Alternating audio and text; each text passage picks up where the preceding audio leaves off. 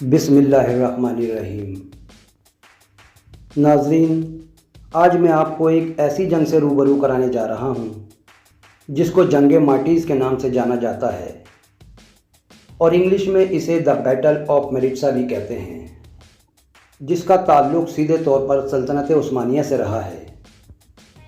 جنگ مارٹیز تاریخ کی ان عظیم جنگوں میں سے ایک ہے جس میں 800 ترکوں نے 50 سے 70 ہزار کے سروین لشکر کو نہ صرف شکست دی اور قتل کیا بلکہ انہیں پوری طرح برباد کر کے رکھ دیا۔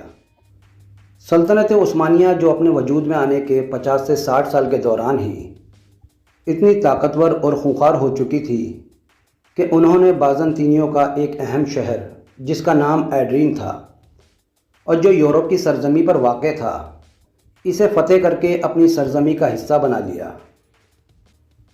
ترکوں کے یورپ میں داخل ہونے اور ایڈرین پر قبضہ کرنے کے بعد سے ہی یورپی عیسائیوں میں دہشت کا ماحول تھا اور اب انہیں یہ لگنے لگا تھا کہ ان سے ان کی آزادی چھن جائے گی۔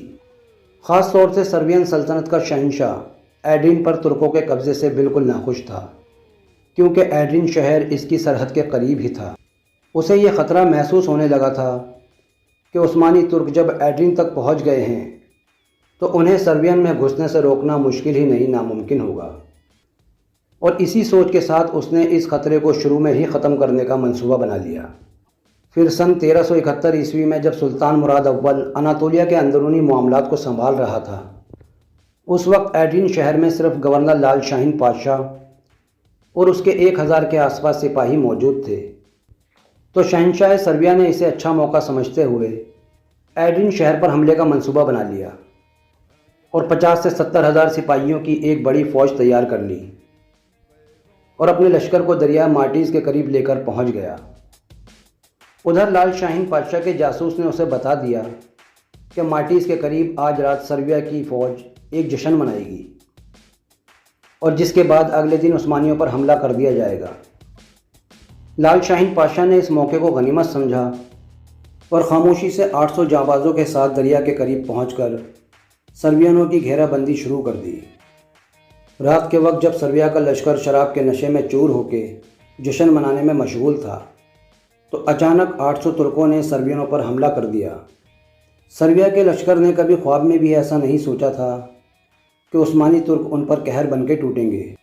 سربیوں کے بے خبر لشکر کو یہ ایک بڑا حملہ ہوتا ہوا نظر آنے لگا اور جس کا جہاں موقع لگا وہ وہاں جان بچانے کے لیے بھاگنے لگا۔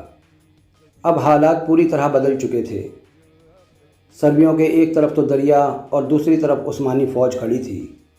سربیائی لشکر میں ہزاروں سپاہی دریا کی طرف بھاگے، لیکن اس بھاگنے دوڑنے میں بھی ہزاروں سربین قتل ہو گئے۔ یہ جنگ کیونکہ دریا مارٹیز کے کنارے پر ہوئی تھی، اسی لیے اسے جنگ مارٹیز دا بیٹل آف میریٹسا کے نام سے جانا جاتا ہے۔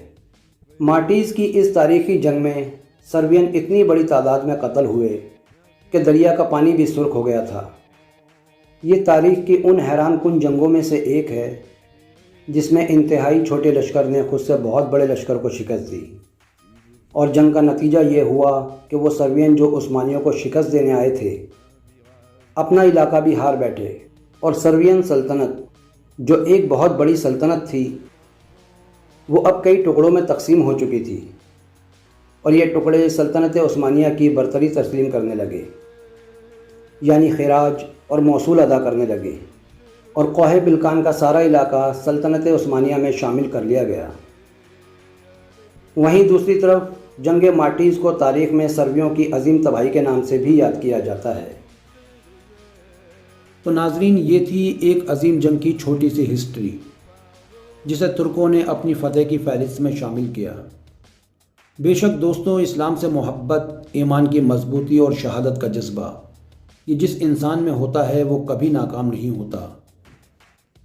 دوستوں، ویڈیو اچھی لگی ہو تو اسے شیئر کریں اور ہمارے چینل کو لائک کریں، سبسکرائب کریں اور بیل آئیکن دبانا نہ بھولیں تاکہ ہر آنے والا نیا ویڈیو سب سے پہلے آپ تک پہنچے۔